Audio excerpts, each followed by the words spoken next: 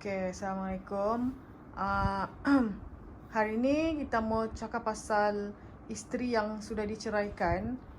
Sudahlah dia diceraikan, apa yang dia boleh dapat, hak dia selepas dia bercerai. Ndakkanlah main cerai-cerai, main ayam-ayam siap begitu. So, apa tu yang kita boleh dapat sebagai hak kita sebagai seorang isteri yang sudah diceraikan? Oke, bismillahirrahmanirrahim. Alhamdulillahirrabbilalamin. Wassalatu wassalamu ala asyrafil anbiya'i wal mursalin wa ala alihi washabihi ajma'in. Rabbi yassir wa la tu'assir, rabbi tamimu bi khairi ya karim. Baik, yang first time join Uncle punya video atau live pada hari ini, Uncle mau perkenalkan diri. Nama Uncle Sufyan Ismail, merupakan pengamal perundangan syariah atau lebih kamu kenali sebagai peguam syar'i. So, hari ini Uncle akan jawab soalan tu. Soalan yang lazim selalu ditanya, apakah hak isteri selepas bercerai, apakah bekas isteri boleh tuntut setelah bercerai. Okey, Uncle mau kasih tahu ada beberapa hak yang boleh dituntut oleh bekas isteri terhadap si suami. So, Uncle bagi 9 tips perkara yang boleh dituntut oleh seorang bekas isteri terhadap si suami apabila telah berlaku perceraian. So ada 9 lah kan, ingatlah tu ada 9. Ya, ada 9 hak yang boleh kamu tuntut apabila berlakunya perceraian. Bayangkanlah seorang suami macam mana tuntutan itu bakal dihadapinya apabila si isteri menuntut selepas bercerai. Okey. Tuntutan yang pertama kamu boleh tuntut adalah apabila berlaku perceraian ialah nafkah iddah. Di mana nafkah iddah ni kamu boleh tuntut nafkah selama 3 bulan selepas berlakunya perceraian. Okey, kamu boleh tuntut nafkah iddah. Soalan lazim yang selalu orang tanya, berapakah nafkah iddah yang boleh dituntut terhadap bekas suami? Okey. Nafkah iddah ni bergantung kepada diri kamu.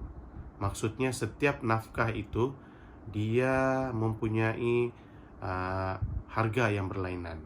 Sekiranya kamu selama ini diberi nafkah RM1,000 terhadap diri kamu, maka nafkah iddah adalah RM3,000 selama 3 bulan dalam tempoh iddah. So bila boleh tuntut ni? Adakah jurus selepas perceraian kah?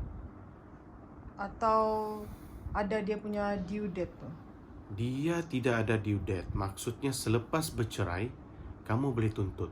Contohlah kamu ni sudah 3 tahun bercerai, masih juga boleh tuntut seandainya kamu belum tuntut selama ini. Maksudnya tuntutan nafkah iddah boleh dituntut selepas bercerai. Tidak ada tempoh masa. Selepas mendapat arahan macam apa tu? Perintah mahkamah.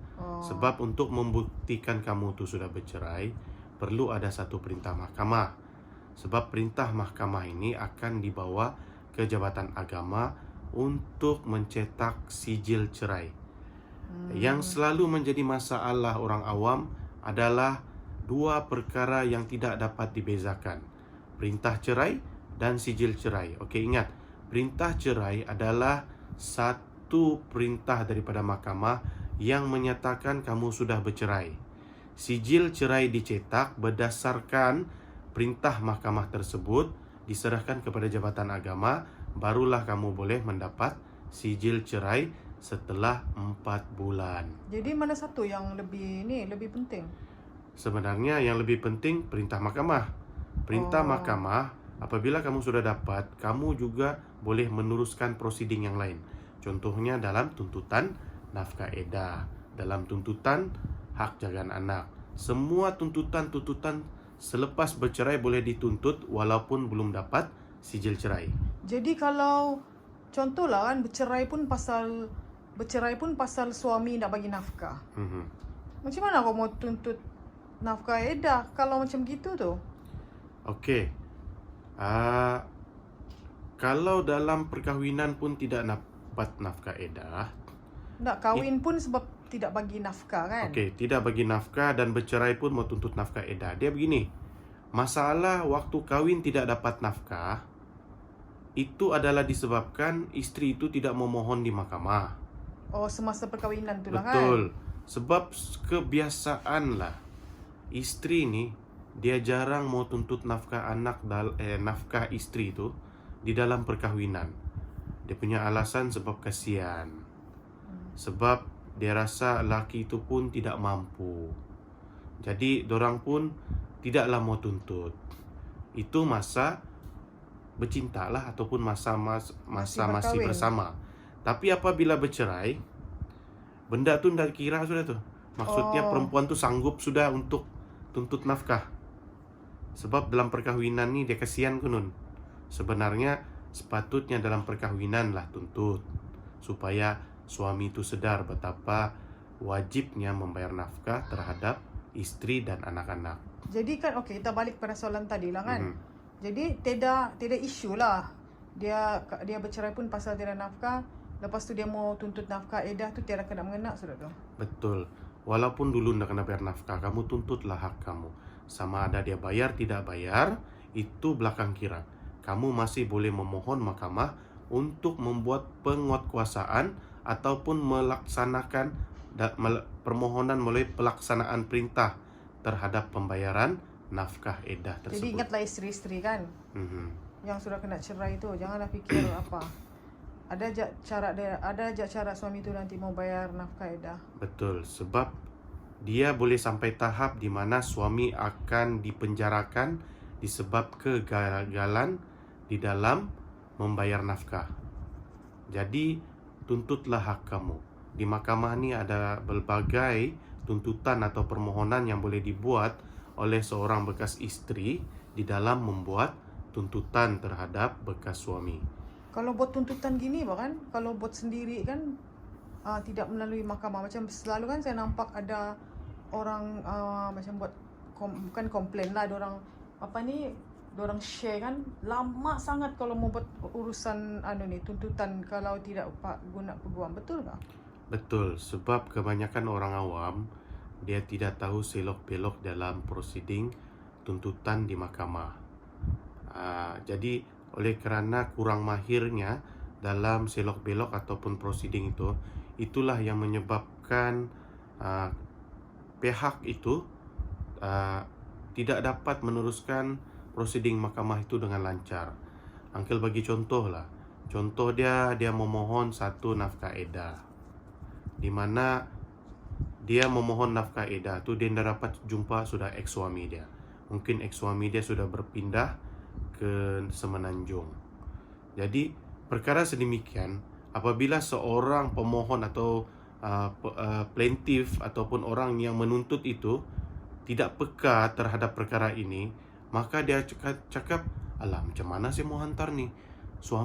Bekas suami pun saya sudah tidak tahu dia di mana.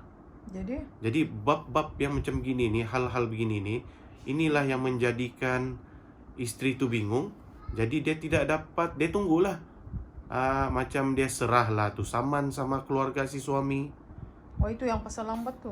Ya, masalah dia apabila saman diserahkan kepada keluarga si ex suami, contohnya bekas mama mertua ataupun ipar-ipar. Perkara ini bukanlah satu perkara yang betul di dalam prosiding mahkamah. Di dalam prosiding mahkamah, saman hendaklah disampaikan secara kediri dan sempurna. Macam Lepas tu masalah dia lagi. Apa itu? Masalah dia suami nak mau datang. Itu satu masalah yang lain lagi. Apabila contoh sudah sampailah tu saman, suami pula tidak mau hadir. Banyak juga masalah tu. Ya, jadi masalah-masalah teknikal ni apabila tidak diketahui oleh pemohon ni, inilah yang menyebabkan bekas isteri lah kan. Bekas isteri ni itu yang menyebabkan prosiding tu tidak dapat berjalan dengan lancar. Belum lagi yang si pemohon sendiri gagal hadir. Mungkin disebabkan oleh terlepas pandang, mungkin ada yang sebab terlupa. Jadi bila sudah terlupa tu, bila teringat baru dia mau pergi mahkamah. Bila Itulah pergi kalau mahkamah mau minta tarikh baru, mahkamah cakap nanti baru kami hubungi. Bila mahkamah sudah cakap macam gitu, penuntut ni pun lupa mau minta balik tarikh. Itu yang menjadi sampai bertahun. itulah kalau mau buat tuntutan tuh bagus lah, kasih yang profesional lah buat kan. Iya, betul. Apa juga tuh lepas tuntut boleh dapat duit juga. Ya, inilah yang Orang tak tahu, menjadi ketidaktahuan orang awam terhadap benda ni. Orang tak tahu.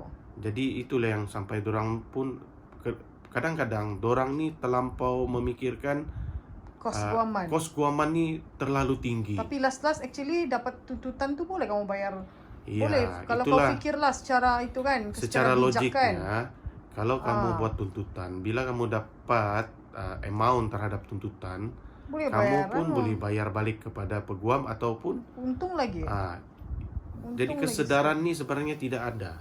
Jadi inilah kita Selalu ceritakan. memberi tanggapan bahwa dorang ni tidak mampu mau bayar. Jadi nafkah edah tuh hanya untuk istri lah. Betul, hanya untuk istri. Dan nafkah edah cuma ada 3 bulan. So boleh proses nih yang lain. Boleh. Yang lain kita boleh tuntut Yang muta'ah. kedua. Yang kedua adalah muta'ah. Muta'ah nih kan jarang didengar nih perkataan muta'ah nih. Muta'ah ni adalah pemberian hadiah daripada suami terhadap berlakunya perceraian. Adakah dia wajib? Benda ni wajib diberikan oleh seorang suami apabila dituntut oleh istri. Adakah setiap istri yang bercerai itu mengikut pengalaman kamu akan menuntut muta'ah? Kebanyakan yang mengetahui tentang muta'ah akan menuntut muta'ah.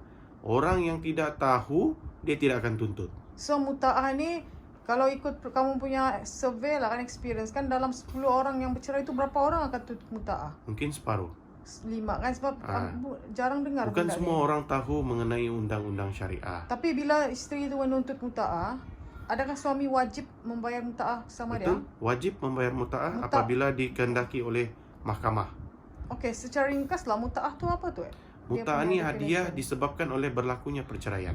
Okey. Maksudnya apabila berlaku perceraian, seorang suami wajib membayar muta'ah apabila dituntut oleh istrinya. Tapi sebaik-baiknya bagilah muta'ah sebelum dituntut. Sebab apa? Apabila dituntut, nanti amountnya tu mungkin kurang disenangi oleh si suami. Bagi muta'ah sebelum dituntut, apa maksud dia tu? Okey, maksudnya apa-apa kita ada 9 tuntutan boleh dituntut di sini selepas Itu perceraian. yang kedua lah tadi tak cakap muta'ah kan. Jadi sebelum seorang bekas isteri tu menuntut, ada lebih baik kalau kita offer. Mungkin kalau kita ni ikhlas mengoffer, isteri itu tidaklah mengarut dalam tuntutan dia. Contoh meletakkan satu tuntutan nilai yang tinggi. Okey, actually macam mana basically muta'ah ni? Muta'ah ni adalah satu pemberian hadiah terhadap si isteri disebabkan berlakunya perceraian. Okey, Tidak ada pun satu formula. satu sifir ataupun satu jadual yang berapakah kadar yang ditetapkan untuk membayar nafkah. Sebab membayar muta'ah. Kadar muta'ah ni adalah bergantung macam mana seorang isteri itu dikenali. Semakin seorang isteri ni dikenali ramai atau berpangkat lebih tinggi, contohnya anak seorang menteri ke apa yang orang kenal, maka muta'ahnya tu akan lebih tinggi nilai dia. Muta'ah tu ikut dia punya famous? Ya, semakin dikenali seorang tu, mungkin dikenali kerana disebabkan oleh anak seseorang yang berpangkat tinggi kah, ataupun dia dikenali oleh rakyat, mungkin dia ni seorang yang berpengaruh, maka muta'ahnya akan bernilai tinggi. So cuba bagi contoh macam seorang isteri yang suri rumah, seorang isteri yang bekerja sebagai guru, dan seorang isteri yang artis lah orang bilang. Okey. Kalau kita compare di antara suri rumah, guru dan artis, sudah pasti artis ni lebih dikenali oleh orang awam. Jadi maka artis itu boleh menuntut muta'ah yang lebih tinggi daripada seorang guru. Kalau mau di-compare guru dengan suri rumah, guru ini lebih dikenali oleh rakyat berbanding suri rumah. So maksudnya nilai mutaah seorang guru ini lebih tinggi daripada seorang suri rumah. Walau bagaimanapun, seorang istri suri rumah mungkin akan lebih dikenali daripada seorang guru apabila dia mempunyai sandaran yang contoh dia ni anak menteri, anak apa lagi? Anak YB. YB, Anak ketua kampung juga an- tuh. anak ketua kampung pun orang cakap mungkin dia famous daripada guru tu sebab contohnya kampung dia ni kampung yang besar. Mungkin dia lebih dikenali, jadi dia bolehlah menuntut nilai yang lebih tinggi. Mutaah tu apa tuh? Hadiah Pampasan? disebabkan oleh berlakunya Oh, perceraian. bukan pampasan lah gitu. Bukan pampasan. Dia hadiah daripada seorang suami kepada si istri kerana berlakunya perceraian. Sebab Dia kan ni dia macam pengubat terhadap berlakunya perceraian. sebab kan dia dikira mengikut famous. Iya, sebab apa? Kadar dia ni satu mengikut famous, kedua mengikut kemampuan si suami. Kalaulah pun isteri dia ni memang orang cakap famous, tapi suami dia ni tidak berapa berkemampuan, maka nilai dia tu pun tidak boleh juga dibayar oleh si suami. Maksudnya di sini tuntutan itu mestilah fair dengan kemampuan si suami Berpada-pada lah. dengan famousnya seorang istri, bekas istri itu. Okay. Jadi itu adalah tuntutan kedua dari segi tuntutan mutaah. Rugilah kalau orang dah tuntut ni kan. Rugilah, memang rugi. Sebetulnya macam ginilah. Brim tu yang harga 500 pun orang terbubut-bubut. Sebab apa? Semua orang tahu Brim ni satu duit percuma daripada kerajaan. Ini nih kalau orang tahu mutaah ni boleh dituntut, kenapa orang tidak mau tuntut? Sedangkan dia boleh dapat duit daripada mutaah tersebut. Dia ada Dia ada validation kah? Tidak juga. Tidak ada. Maksudnya selagi mana suaminya itu hidup, dia boleh tuntut mutaah. Mana tahu dia Bekas tiba-tiba- suami lah, bukan suaminya, bekas suami itu. Mana tahu dia tiba-tiba baru ada kesedaran kan lepas 10 tahun bercerai. Boleh tuntut, tidak masalah. Jadi wajib kan laki dia bayar tuh? Laki Kalau dia tidak sudah duit, tuntut macam di mana? mahkamah, suami dia wajib membayar tuntutan tu. Tapi tuntutan tu mestilah melalui perbicaraan. Di mana perbicaraan ni akan diambil keterangan dan siasatan terhadap kemampuan si suami. Jadi kalau masing-masing sudah kahwin, laki sudah kahwin lain, perempuan sudah kahwin lain, boleh juga? Boleh, tiada masalah. Oh, orang lain tak tahu bani kan? Iya, pasal tuh hari ini kita kasih tahu supaya orang tahu walaupun sudah kawin masih boleh tuntut mutaah. Tak payah risau lah kan nanti lepas dapat mutaah tu boleh kontra Iya, betul. dengan iuran guaman kan? Yes. Sama juga yang tadi nomor 1, nafkah edah. Walaupun dia sudah kawin, dia masih boleh tuntut nafkah edah. Walaupun dia sudah kahwin, dia ada anak lain lagi. Betul. Oh, Boleh juga. tuntut selagi mana dia belum pernah tuntut lah. 3 bulan lah. Iya, dia hanya boleh tuntut untuk nilai 3 bulan. Oh, gitu. Oke. Next. Next, nomor 3, tuntutan yang boleh dituntut oleh seorang bekas istri itu ialah harta sepencarian. Ini paling famous. Kebanyakan orang tahu. Ini orang tahu. Kan? Ini orang tahu. 80-90% istri-istri atau wanita ni tahu harta sepencarian. Cuma yang orang tidak tahu mana satu harta sepencarian. Oke, Uncle mau beritahu sini. Harta sepencarian adalah harta yang diperolehi semasa dalam tempoh perkahwinan. Oke, itu basically. Apa harta-harta ni? Termasuklah rumah, kereta, tanah, uang simpanan.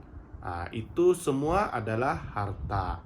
Mungkin ada yang mau tanya lagi, Uncle, itu perabot-perabot jati, segala freezer tu boleh tuntut kah? Boleh, selagi mana harta itu mempunyai nilai. Oke? Tapi tuntut tu berpada-pada lah. Janganlah gelas free Colgate pun kamu mau tuntut. Jadi tuntutlah yang berpatutan. Jadi kan contoh lah kan macam sudah bercerai 10 tahun. Jadi laki tu dia sudah kahwin lain. Ya. Dia tinggal pula dia tinggal di rumah dengan bini dia yang lain tu, dengan anak-anak yang baru tu. Dia tinggal rumah yang kami beli dulu masa perkahwinan tu. Boleh tuntut juga? Boleh. Namanya rumah tu dibeli dalam tempoh perkahwinan dia yang dulu, dia boleh tuntut. Jadi kalau nak dituntut nak putihlah Meningok-ningoklah mata. kamu, Ah, lakimu tinggal sama bini baru itulah. begitu. Itulah sebabnya kalau orang tidak tahu dia nak mau tuntut. Jadi kasihukan si Rugi. bekas laki tinggal sama bini baru. Sama juga dengan suami kan. Iya, sama juga dengan suami pun boleh tuntut. Oke, di dalam harta sepencarian nih dia boleh back to back. Maksudnya istri boleh Janganlah tuntut balik cakap suami. back to back, enggak dipaham itu. Oke, maksudnya suami boleh tuntut si istri punya harta dan si istri boleh tuntut suami punya harta. Yang penting harta nama si suami atau nama si istri. Jangan kamu trip-trip bukan nama suami dan istri itu mau minta harta pencarian. Uncle cakap nih based on experience, di mana telah berlaku seorang istri ini dia menuntut harta pencarian kepada bekas istrinya, di mana harta-harta yang dia tuntut nih bukan nama bekas suami. Kebanyakannya nama proksi. Adalah nama Proksi apa tuh proksi? proksi ini nama orang lain. Contohnya Dia nama pinjam adik-beradik nama. lah dia pakai, Sebab ndak nama layak loan. kawan lah dia pakai. Sebab ndak layak loan kan? Mungkin sebab ndak layak loan kah atau macam manakah, tapi bukan nama dia. Walaupun hakikatnya harta itu memang harta bekas suami dia, tapi bukan nama dia di dalam tuh. Itu Jadi tiada yang harapan lah. itu tiada harapan. Ndak mau kasih Janganlah bukti dah tuh. dituntut, janganlah mau susah-susah hire lawyer, mau tuntut harta yang bukan nama pemilik dia itu, Memang ndak boleh lah. nama bekas suami ataupun nama kamu. Jadi kan kalau macam mana bah, kalau macam tadi ya lah yang saya cakap tu kan, tinggal lah konon laki, bekas laki dengan bini baru dia tu kan. Jadi marahlah bah konon si bekas isteri ini, siuk-siuk pula dong tinggal di rumah tu. Jadi kalau dia tuntut kan, apa jadi dengan dorang? Dorang terpaksa keluar daripada rumah tu. Oke, Kalau dia tuntut lah nanti.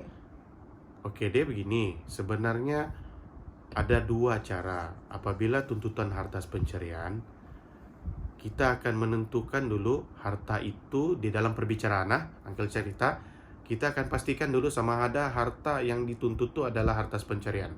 Apabila confirm harta pencarian, hakim biasanya akan menilai di dalam perbicaraan itu adalah portion antara suami dan istri. Portion bahagian. Bahagian. Berapakah bahagian si istri yang sepatutnya? Berapakah bahagian si suami itu sepatutnya? Contohlah hakim menetapkan separuh-separuh ataupun 50% istri, 50% suami. Contoh, itu keputusan mahkamah. Jadi harta pencarian itu akan dibagi dua. Contohlah, di antara dua orang nih mesti ada yang mahu tu rumah. Jadi bila contoh si suami ini dia berkehendakkan rumah tersebut, maka mahkamah akan arahkan nilaian rumah tersebut dibahagi dua. Separuh nilaian itu perlu dibayar oleh si bekas suami. Sama juga di sebaliknya, kalau si bekas istri itu dia berkehendakkan untuk memiliki rumah tersebut, di mana sebahagian nilai itu perlu dibayar oleh si bekas istri kepada bekas suami. Oh, dia beginilah batu. Dia konon lah si istri ini dia menuntut rumah tu. Iya. Rumah tu bekas suami dia yang Tinggal sama bini baru. Jadi marahlah bah konon si bini ni. Jadi dia pergilah tuntut. Ada konon rumah dia di Tuaran konon. Jadi sekali sudah kena bicara-bicara, nilai harta tu 200,000 lah contohnya. Jadi mahkamah dia suruh lah bayar, bekas laki tu bayar 100,000 kalau sama bekas istri. bekas bini dia tu. Iya, betul. Jadi kalau dia dapat bayar 100,000 tu macam mana? Mahkamah akan arahkan supaya properti tersebut, rumah tersebut mesti dijual. Hasil jualan tu dibagi dua. Sebab kalau mau jual kan bukan sekejap. Jadi macam mana tu proses tu? Kalau contoh lah dapat jual. Akan terus diarahkan untuk jual. Supaya dapat hasil jualan tu untuk dibahagi dua pihak tu. Kalau ndak bekas laki tu setiaplah cash kan? Iya. 100,000 Sebab kan? apa? Untuk penjualan rumah tu, dua-dua pihak akan diberi mandat. Sama ada istri kah yang menjual atau suami yang menjual. Yang penting berlakunya penjualan itu untuk dibahagi dua hasil itu. Jadi kalau proses yang sebelum jual tu kena suruh kasih keluar orang di sana rumah atau enggak juga? Tidak jugalah. Itu sebenarnya bergantung kepada perbincangan. Oh iyalah. Mana ada lagi bincang-bincang kalau sudah bini baru? Ialah sebab pihak-pihak adalah mempunyai hak sebelah-sebelah. Jadi jika ada pertikaian mengenai siapa yang perlu tinggal, tidak mustahil lah hakim akan arahkan supaya rumah itu dikosongkan untuk berlakunya adil. Bahaya apa kalau harta-harta ni kan. Ya, betul. So lepas tu apa lagi yang perlu Okey, tahu? yang keempat, Itu harta lagi, itu harta apa tu?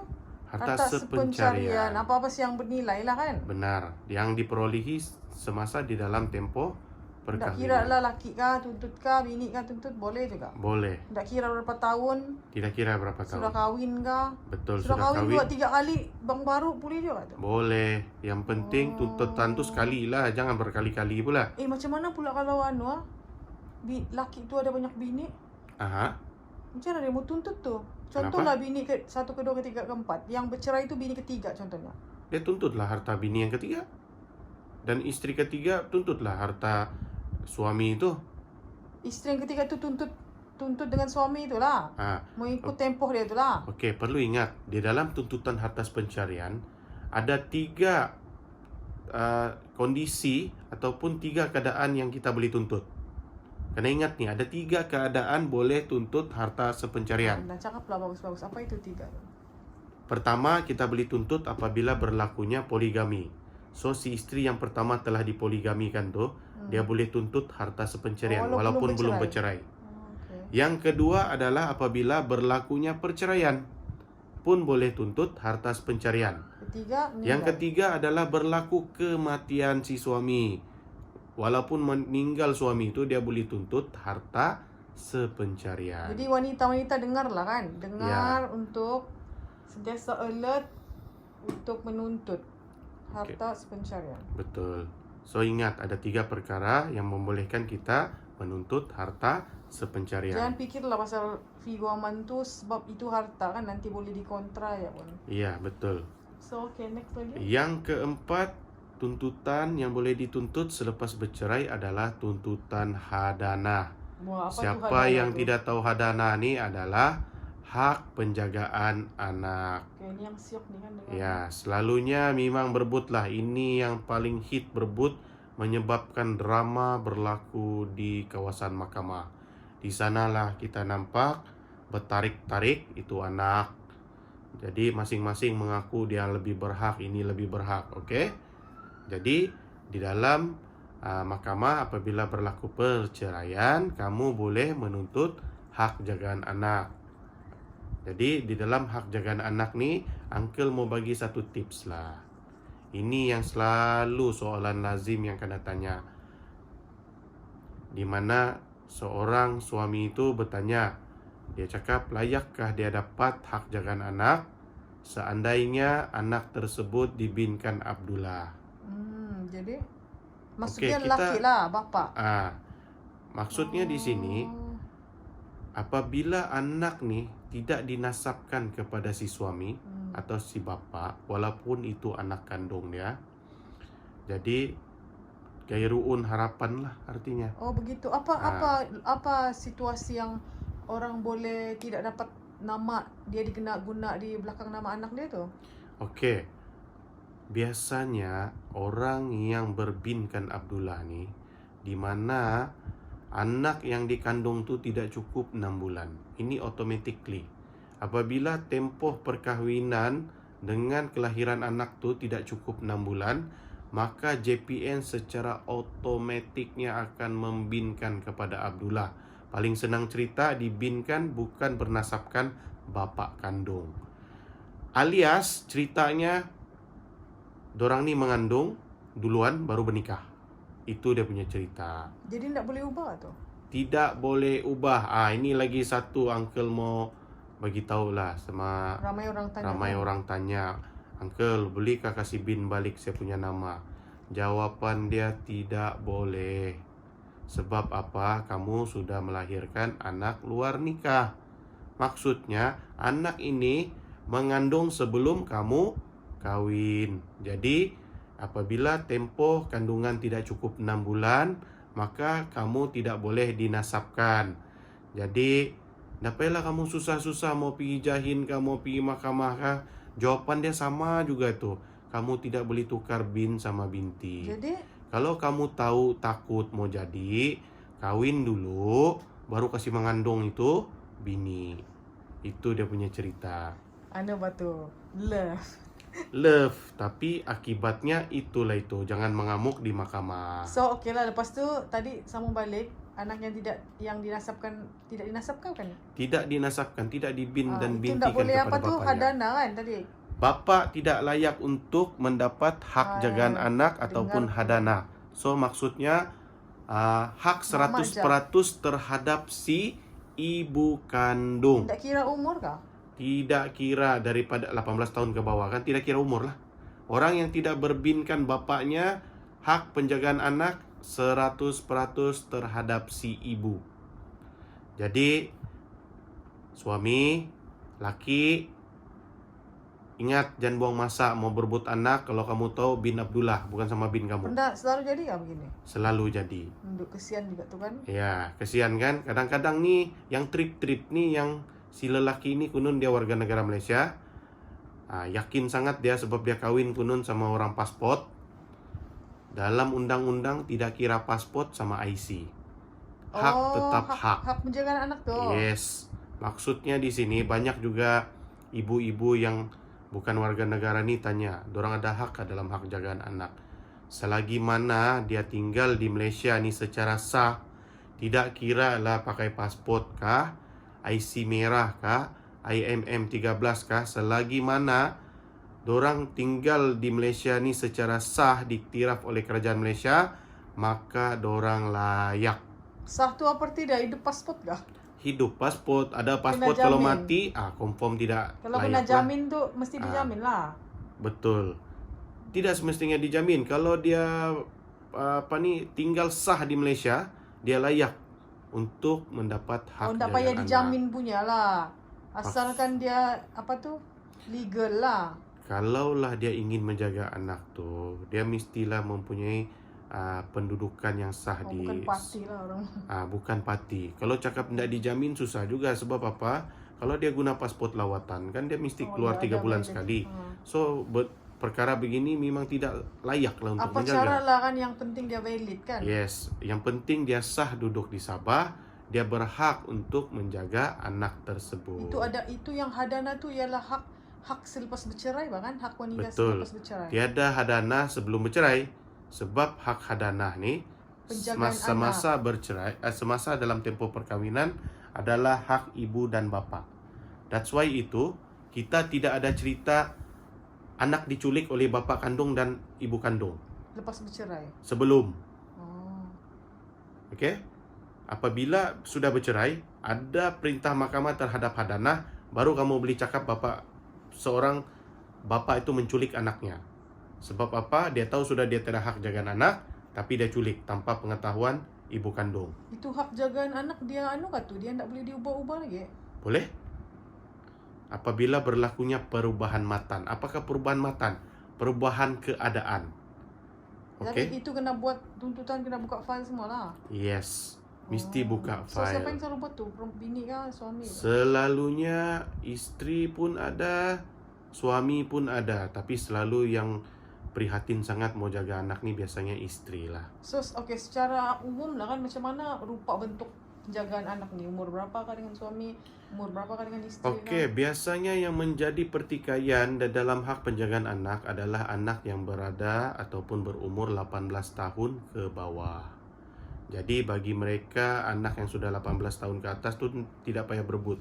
Sebab anak tu berhak untuk memilih di mana dia mau tinggal. Tidak payah dituntut sudah. Jadi kalau anak yang masih menyusu badan tu confirm sama mama lah.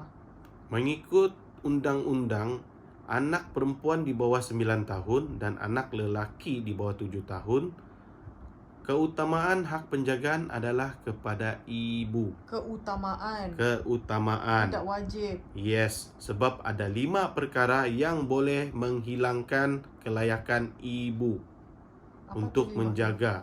Okey, salah satunya adalah yang pertama, orang yang hilang kelayakan untuk menjaga anak apabila berlaku perceraian adalah jika ibunya itu sudah berkahwin. Oh ya? Ya, dia Kahwin berkahwin baru.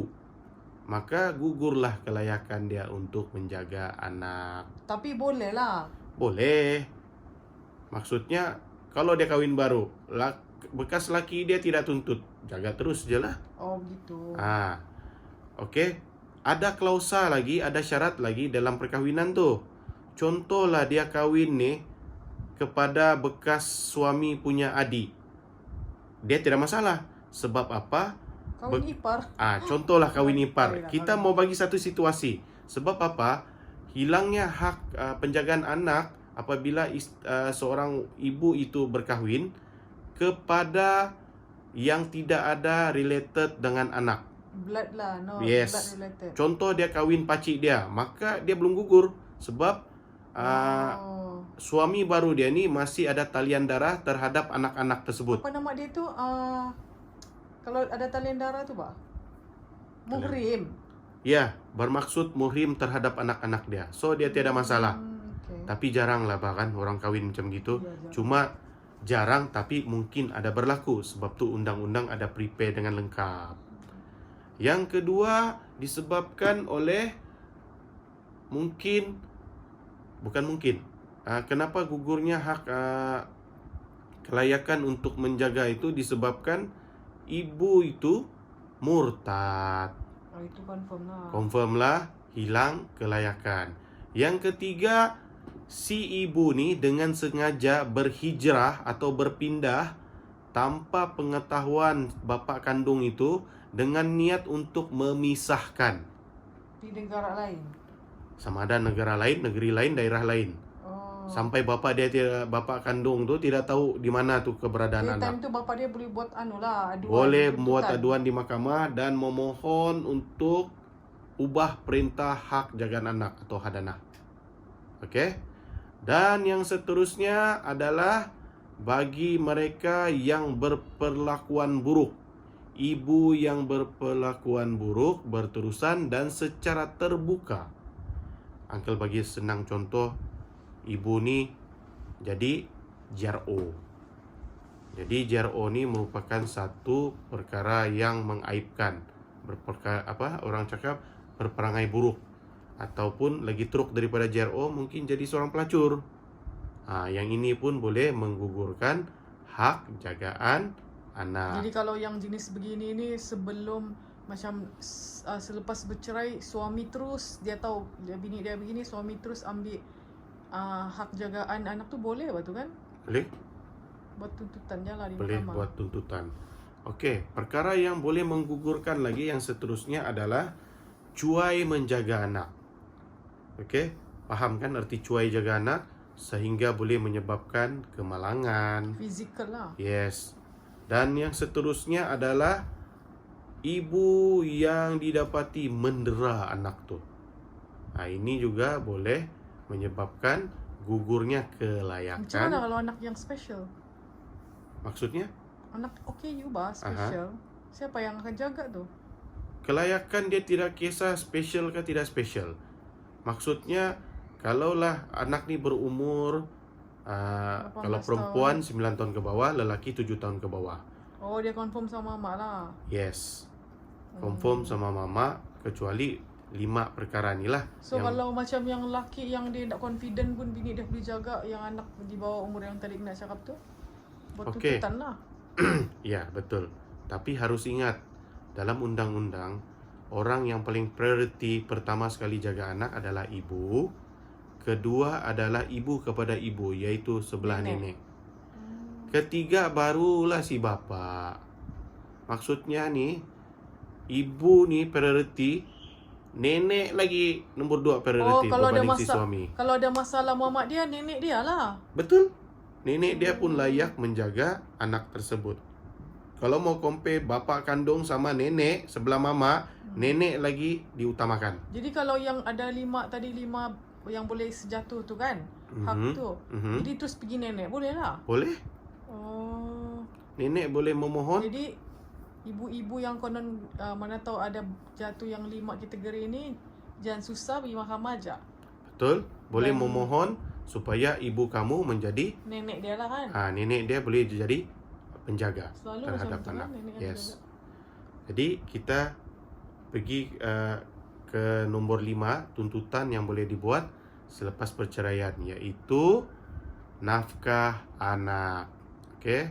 Apabila kamu mendapat hadanah, seorang ibu tu dia dapat hak jagaan anak, maka dia layak untuk menuntut nafkah anak.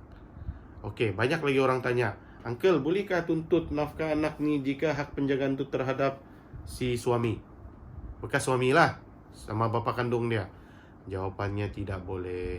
Tahu sudah anak tu dijaga oleh bekas suami, jangan kamu mengada-ngada pula tuntut nafkah anak. Hendakan kamu mau tuntut nafkah anak yang anak tu kena jaga oleh bekas suami. Supaya untung, bah. Janganlah bah kamu buat Supaya buat untung. lawak orang cakap. Jadi itu tidak bolehlah dituntut kalau sudah tahu hak jagaan anak tu sama suami. Itu apa, nafkah anak mau pula dia tuntut, muta'ah semua edah tak pula dia tuntut kan, sebab dia tak tahu. Iya. Jadi itulah dia punya cerita. Kamu boleh tuntut nafkah anak seandainya seorang ibu itu mendapat hak jagaan anak Yalah ataupun banyak. hadanah. Yalah banyak boleh dituntut. Betul? Ini Apa? baru nomor 5. Berapa lah harga itu? Harga Apa? nafkah, tuntutan nafkah anak tu? Nafkah anak ini dia bergantung kepada keperluan anak dan kemampuan si suami juga. Kalau 2020 ni, bah. Mhm. Tahun 2020 ni, apa dia punya tu? Basic standard keperluan anak. Okey. Dah kanlah RM50 kan? Betul. Kamu sendiri tahu keperluan anak ni dari segi belanja makan, minum, pampers, susu, yuran sekolah, apa semua tu kiralah. Jangan cakap orang kaya lah, yang orang biasa-biasa, bah. Iya, Berapa lah dalam anggaran? 100-200 kah? begini. Cukupkah 100-200? Kalau kira logik pun, kalau kita makan RM10 sehari pun sudah 300 kan sebulan. So sebenarnya harga nilai tuntutan nafkah anak ini dia bergantung kepada keperluan anak tu. Sebulan berapa? Kita kena zahirkan dalam bentuk dokumentasi. Kalau kamu cakap saya perlukan 700 untuk satu anak, terahkan bil. Apa yang boleh menyebabkan 700 tu habis untuk belanja anak? Kamu buktikan di mahkamah. Senang jatuh. Kalau senang buat, sebab apa? Kebanyakan ibu-ibu ni dia mau minta 1.000 tapi dia tidak boleh bagi bil harga 1.000. Itu yang masalah mahkamah, susah untuk memutuskan untuk bagi nilai 1.000. Jadi kalau yang makan tu macam mana mau kasih Okey, makan tu pakai bil kita bataras. estimate lah seorang anak ni makan sehari 10 hingga RM20 sebab benda ni logik. Jadi janganlah tulis satu hari anak saya ni makan RM100. Tidak logik lah. Jadi kita kena sesuaikan dengan keadaan dan taraf hidup. Hendakan seorang orang B40 ataupun orang cakap kerja biasa-biasa, gaji yang di bawah gaji 3,000. orang cakap antara 3.000 ni, belanja anak dia ni sampai 5.000 pula untuk satu orang. Biarlah yang logik. Mungkin belanja anaknya untuk yang gaji orang 3.000 ni, anak dia mungkin belanja 500 sebulan. Jadi kan dia ini nafkah anak ni sampai umur berapa dia bagi ni? Adalah sampai umur 18 tahun dan boleh naik pergi 24 tahun seandainya anak ini belajar. Okey? Maksudnya limit untuk nafkah anak sehingga 18 tahun dan boleh mohon ke mahkamah sehingga ke 24 tahun jika anak itu menyambungkan pengajian. Macam mana kalau suami culas tu tak bayar tu Suami culas kita masih boleh memohon ke mahkamah melalui penguatkuasaan perintah ataupun boleh membuat saman penghutang penghakiman. Banyak nih jadi. Banyak cara macam mana di mahkamah kita boleh tuntut. Jangan risau, cari peguam, tahulah dia mau buat. Okey, Uncle teruskan boleh? Ya. Kita teruskan Berapa dengan lagi tu? 6, 7, 8, 9. Ini baru 5. Sekarang kita masuk nomor 6. Panjang kan? Banyak pula yang boleh dituntut. Banyak beli tuntut nih. Ramai orang dah Tapi tahu. orang Sekarang tak nih tahu. kita mau kasih tahu. Nomor 6, tunggakan nafkah istri. Okey, mungkin di dalam perkahwinan nih, suami ini culas dalam memperuntukkan nafkah istri.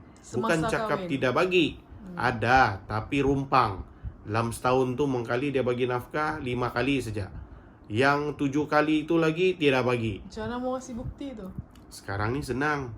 Istri hanya beritahu suami culas memberi nafkah, so kamu tuntutlah untuk berapa tahun dia culas. Kalau laki dia cakap ada bagi, laki dia yang perlu membuktikan dia ada bagi. itu siap tu Ini tau. advantage lah untuk bekas istri Apa atau nama nafkah itu? tunggakan nafkah istri. Itu tem masa kawin pun boleh buat kan? Boleh? Nah, Waktu kawin pun boleh tuntut, Rugi lepas umur. cerai lagi boleh tuntut. Maksudnya macam gini. Contoh kamu kawin tuh 10 tahun.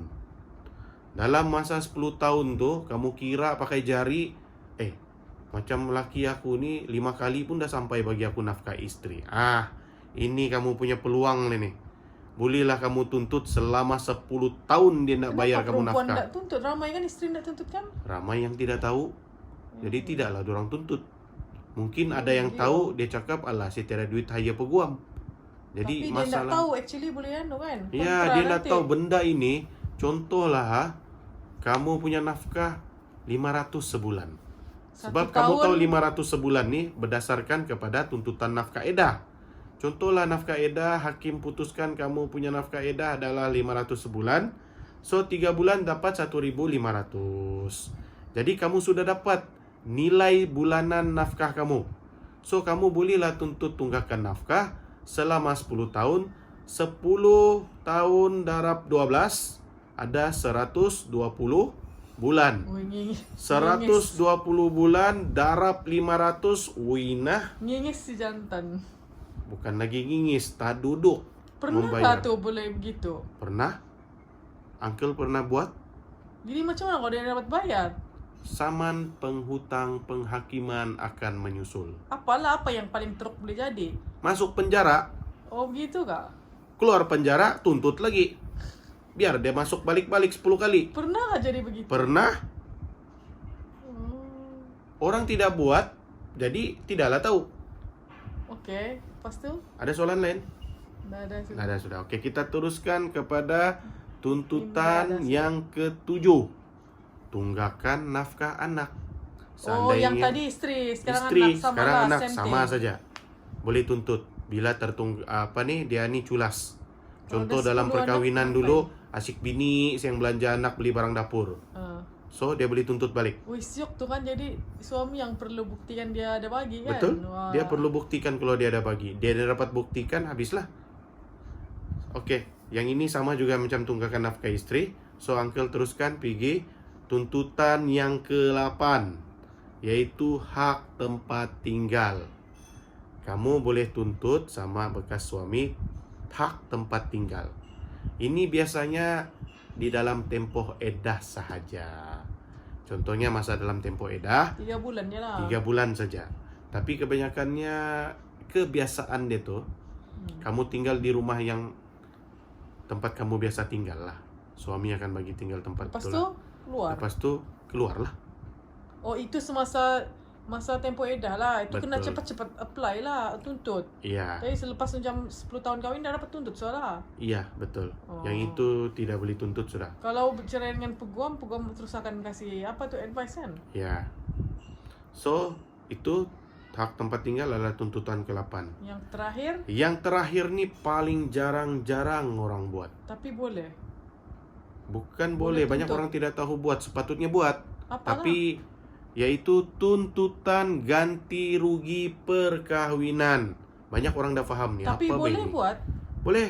Contohnya lah, orang yang boleh buat nih adalah suami berhutang kepada si istri semasa dalam tempoh perkahwinan. Apa yang dia hutang?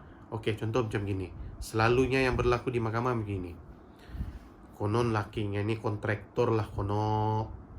Jadi oleh kerana dia ni kerja sendiri kontraktor, masa dia dalam perkahwinan tuh dia minta tolong bini dia buat loan. Sebab konon bininya ni adalah Cikgu. orang kerajaan lah, cigu ke apakah. Jadi bininya ni buat lah loan 100,000 mau kasih modal sama lakinya ni kono berbisnes. Lepas tu? Pastikan apabila kamu buat begini, walaupun tiada perjanjian, jangan bagi tunai sama si laki. Buat transfer ke akaun dia. Itulah bukti transfer tu. si suami berhutang kepada kamu. Apa nama tuntutan tu?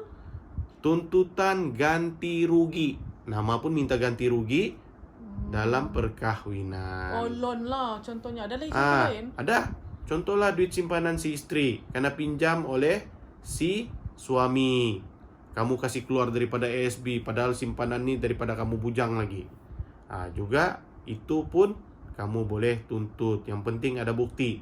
Jadi itulah Uncle cakap, apabila melakukan transaksi keuangan, pastikan kamu transfer ataupun bank in supaya ada berlaku transaksi itu kelihatan. Ini kepada isteri-isteri yang kepada isteri-isteri yang prihatin, masih kamu ongoing isteri. Kamu tidak bolehlah cakap mungkin kamu tidak berlaku, tapi gitu. berjaga-jaga, bersedialah sebelum terjadi. Okey, yang ini lagi biasa orang terjadi, orang-orang B40 lah, orang-orang berpendapatan rendah. Dia gadai dia punya emas untuk kasih pakai si laki dia. Contohlah kan kalau ada kasih gelang. pakai anak macam mana? Sepatutnya laki yang sedia untuk anak kan? Boleh tuntut. Boleh juga kan? Tapi dituntut bukan ganti rugi perkawinan. Yang tadi nafkah anak. Oh, okey. Sekarang kita cakap pasal ganti rugi perkawinan. Ganti rugi perkawinan. Maksudnya contoh dia gadai, dia punya emas sebab mau kasih pakai laki dia untuk bisnes lah kono. Yang itu pun Pernah boleh. kamu buat nih? Pernah buat. Pernah? Sukses lah. Sukses. Yang penting bukti cukup. Jangan air liur. Kena buktikan. Macam yang hari itu dalam kes tu adalah melibatkan loan. Dan loan itu, loan pribadi seorang isteri itu, dia telah transfer pinjaman tu ke akaun suami dia. Jadi sini jelaslah bermaksud loan yang dibuat khas untuk suami.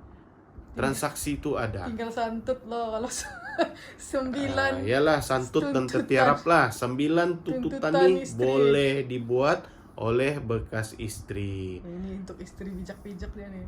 Bijaklah kalau dia bertindak. Kalau dia dengar saja buat pun tiada juga guna kan. Kebanyakan orang kadang-kadang tahu tapi tidak bertindak. Ataupun dia bagi alasan saya tidak cukup duit bani uncle. Inilah actually yang paling senang kau mau tuntut, betul tak? Sebab Betul. nanti dapat balik daripada kamu akan dapat hasil hasil, keuangan daripada tuntutan tersebut, kecuali hak hadanah lah. Itu tidak dapat duit lah. Yang lain ni kalau uncle kan? tengok semua dapat duit kecuali hak jagaan anak. Selalunya yang ambil dengan pegom ni yang based on your experience lah, yang begitulah, yang actually tiada berapa modal, lepas tu dapat hasil daripada tuntutan tu, nanti dorang bayar peguam gitu kan? Iya, betul. Ada untung lagi. Betul. Cuma dorang perlulah mungkin dapatkan sumber keuangan daripada keluarga dulu. Dan ada cara dia kan? Hendak 1000 daya tak hendak 1000 dalih. Macam gini lah, Pak. Kamu ni kan mau pergi ke KL, Pak. Uncle bagi contoh lah. Mau pergi ke KL, naik kapal terbang. Di KL tu ada kamu punya bila kamu pergi KL, kamu akan dapat satu jumlah duit yang besar lah kono. Akan dapat. Tapi mesti mau pergi sana dulu. Tapi mesti mau pergi KL. Adakah kamu bagi alasan, saya tiada duit mau pergi KL? Padahal sudah mau dapat duit sana. Iya. Kamu mau naik kapal terbang, bolehkah kamu cakap di EAC atau saya tiada duit benih? Bolehkah saya terbang? Tapi kalau saya nak mau lah bagi Chan, macam kalau rumah saya siok-siok kena tinggal sama bini baru. Tak sanggup ai. Iyalah, tapi mesti mau tuntut. Kebanyakan orang ada yang dia tidak kisah, ataupun dia tidak tuntut, ataupun dia tidak tahu. Jadi sebab itulah hari ini video Uncle mau kasih tahu, mau kasih info, mau kasih tips. Ingat, yang ini bukan iklan, bukan konsultasi. Ini adalah sharing info dan tips kepada istri di luar sana supaya kamu tahu apakah 9 tuntutan yang kamu boleh buat di mahkamah syariah apabila berlakunya perceraian. Rugi kamu tak tuntut, especially atas pencarian. Sekali ada bini baru, bilang bini baru tu, tuntut nak kau bang. Rugi kau yang nak tuntut. Itulah, jadi Uncle harap semua semua ibu tunggal ataupun bekas-bekas istri ini, buatlah tuntutan hak kamu di mahkamah. Oke? Pasal kos semua tu, macam yang tadi nak cerita tu, ada je cara dia. Iya, Yang penting buat tuntutan dulu. betul. Jangan kamu takut bekas laki kamu tinggal santut je. Ya, bayangkan daripada 9 tuntutan nih, 8 nih dapat duit. 1 saya tidak dapat duit dalam hak jagaan anak. Yang lain semua dapat duit. So okay lah. Oke, so Uncle harap video ini dapat betul-betul membantu kepada wanita dan bekas istri Share, please share. please share, please like. Kamu kalau kena bagi info begini nih, oi, mahal harga dia nih. Ya, bukan murah nih kalau buat konsultasi dengan peguam Jadi directly sekarang in firm. nih kami nih Uncle kasih kamu That's why itu ini ilmu-ilmu inisiatif sih, nih. Uncle untuk bagi tips dan info secara free of charge. Yang penting share, like, ya. dan Doakan Uncle. doakanlah Uncle supaya Semoga Uncle selalu boleh sehat. istiqomah, sehat untuk buat Ya, tengok live mata dia nih. sipit-sipit. Ya, Pak. Oke. Sipit-sipit sudah mau buat video. Jadi Uncle akhiri dengan ucapan Assalamualaikum warahmatullahi wabarakatuh. Kita jumpa lagi. Bye.